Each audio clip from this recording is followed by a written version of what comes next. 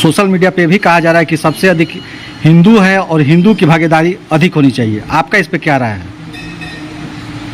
हमारा जो राय है और जो लोग बात बोल रहे हैं उनको बोलने का नैतिक अधिकार नहीं है। सबसे पहले तो हिंदू की बात कर रहे हैं, ये भाजपा का ट्रेंड है।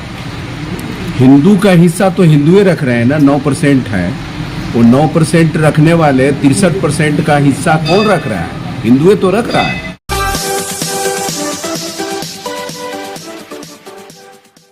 कितना लोग यहाँ आते हैं मंदिर में मन्नत मांगते हैं जब हम चुनाव लड़े, यहाँ के काम जो है गोलक में हम आए हैं, हम आशीर्वाद मांगे हैं कि हम इस मंदिर को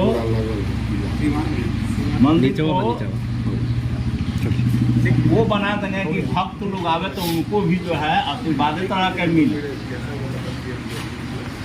आपके सारे भक्तों को हम जब वो बन जाएगा तो भक्तों की संख्या यहाँ काफ़ी बढ़ न जाएगी, व्यवस्थित हो जाएगा तो वो काफ़ी संख्या हो जाएगी और इसका नाम ऊंचा हो जाएगा।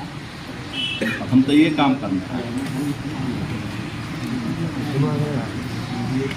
आज आपके द्वारा ऐतिहासिक बाबा महेंद्रनाथ मंदिर का निरीक्षण किया गया पर्यटन विभाग समिति की तरफ से, क्या क्या उसमें कमी पाई? एक तो सबसे पहले कि पर्यटन उद्योग संबंधित समिति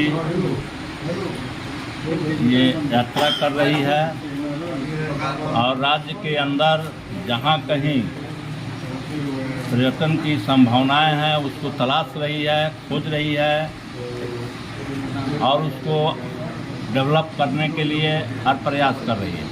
हम लोगों ने पहले 11 तारीख को वैशाली गया, उसके बाद मोतिहारी गया, बेतिया गया, गोपालगंज गया, सिवान गया, 2 दिन सिवान में ठहरे थे और सभी ऐसे स्थलों का हमने भ्रमण करते हुए बाबा महेंद्रनाथ के प्रांगण में पहुँचे हैं।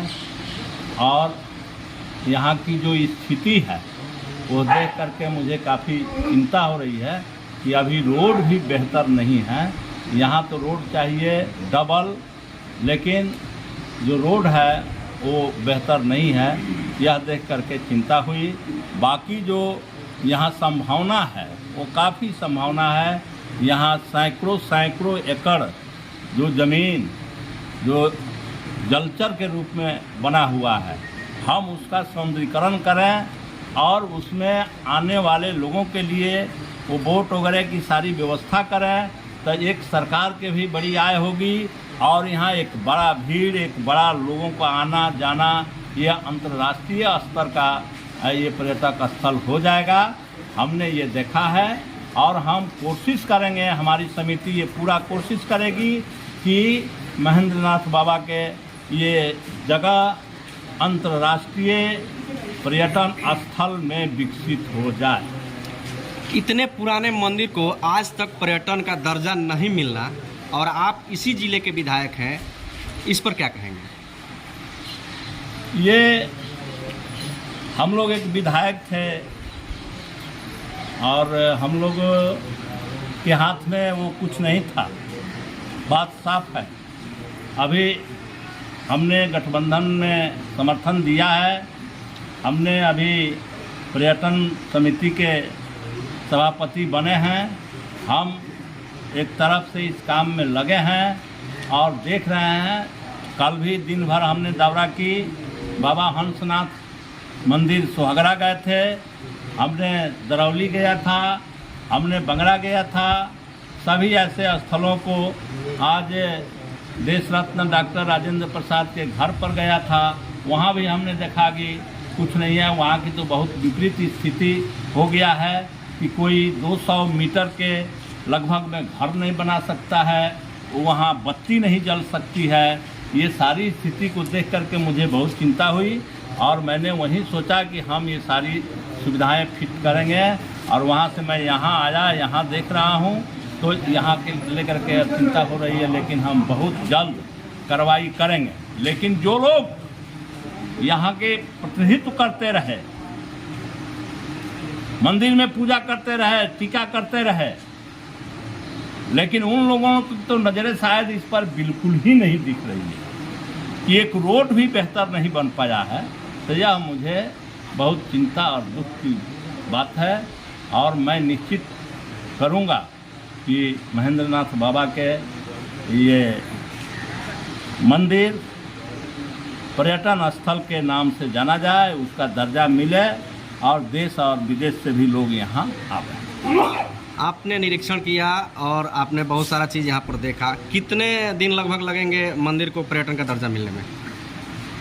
देखिए, ये कानूनी प्रक्रिया है, हम दिन तो फिक्स नहीं कर सकते हैं, लेकिन ये फिक्स कर सकते हैं कि ये पर्यटन के दर्जा दिलाएंगे।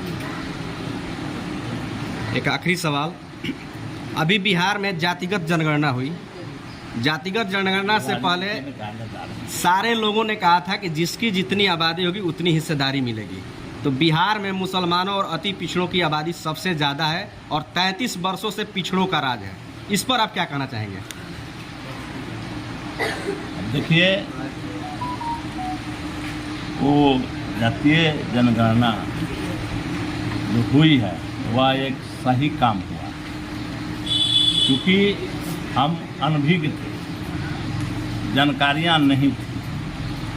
तो इस जनगणना से एक जानकारी सबकी हुई है।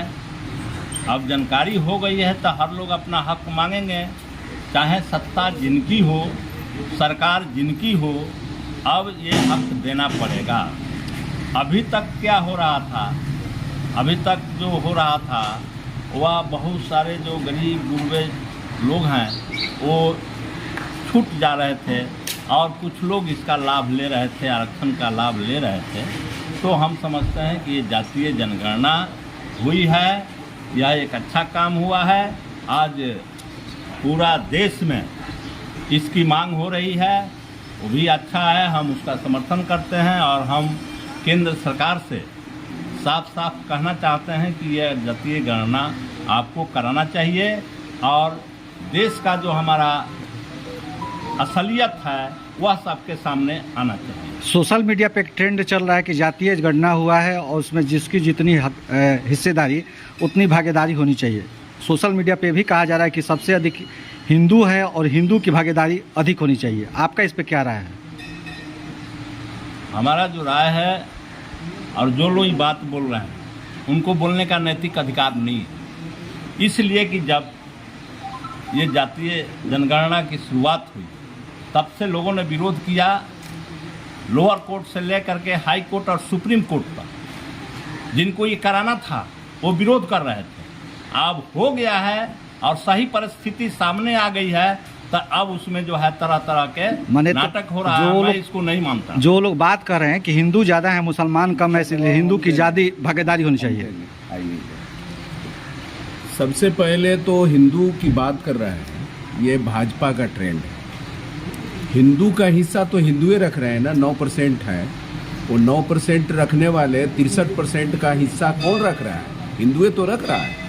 तो हिंदू के हिस्सा रखने वाले 63% वाले लोगों का हिस्सेदारी मारने वाले कौन लोग हैं?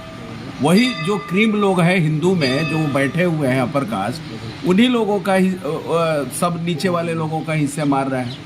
इसलिए हिंदू की बात नहीं है, ये गरीब की बात है, यह और इस मामले में अति पिछड़ा का सवाल है, दलित का सवाल है।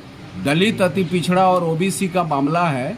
इन सारे लोगों के हिस्सेदारी कुछ मुट्ठी भर लोग ये ले रहे हैं, उस पर हम लोग मांग कर रहे हैं कि भाई मुट्ठी भर लोगों का जो 60% की हिस्सेदारी हो रही है वो ठीक नहीं है, और 80% वाले लोगों को ये 20% की हिस्सेदारी मिल रही है। 80% वाले लोगों को 60% की हिस्सेदारी होनी चाहिए और 80% की हिस्सेदारी होनी चाहिए। और जो 10% वाले लोग हैं उनको तो 10% मिल ही गया है, तो उनका क्या, जो अन्य गरीब लोगों का तो हिंदू का ही हिस्सा मार रहे हैं। इसलिए ये बात सही नहीं। कहा तो ये भी जा रहा है कि जाति में भी घोटाला हुआ है, क्योंकि पहले 5 सवर्ण, सुनिए ना सर सुन लीजिए, सवाल सुन लीजिए। पहले सवर्ण 5.6, 5.4, 5.2% थे, लेकिन अभी 4% के सबको नीचे रखा है। यहाँ तक कि कोयरी जाति जो ओबीसी में थी वो भी कह रही है कि हमारे साथ छल हुआ है, हमारी गणना नहीं हुई है। पहले तो एक चीज जान लीजिए, जनसंख्या वृद्धि का मापदंड जो हुआ है डेवलपमेंट का, जो वृद्धि होता है उसमें अशिक्षा और गरीबी सबसे ज़्यादा मानक है, उसका कारण होता है। तो अपर कास्ट में गरीबी थोड़ा कम है, पढ़े लिखे ज़्यादा लोग हैं, इसलिए वहाँ तो जनसंख्या कम होगा ही, तुलनात्मक आप देखेंगे तो कम होगा ही। जहाँ गरीबी है वहाँ देखिएगा जनसंख्या ज़्यादा है। इसलिए ये जो लोग कह रहे हैं वो गलत बोल रहे हैं, आंकड़े से परे बोल रहे हैं, वो फालतू बात बोल रहे हैं। मतलब इसलिए मैं आपको कह रहा हूँ कि वहाँ ग्राउंड रिपोर्ट का, वेद प्रकाश ने ग्राउंड रिपोर्ट का रिपोर्ट ला दिया है, उसमें कहीं से कोई गड़बड़ी नहीं। मतलब आपका कहना है कि गरीबी अरे, और अशिक्षा हाँ। जनसंख्या बढ़ने का सबसे बड़ा कारण है। बहुत बड़ा कारण है।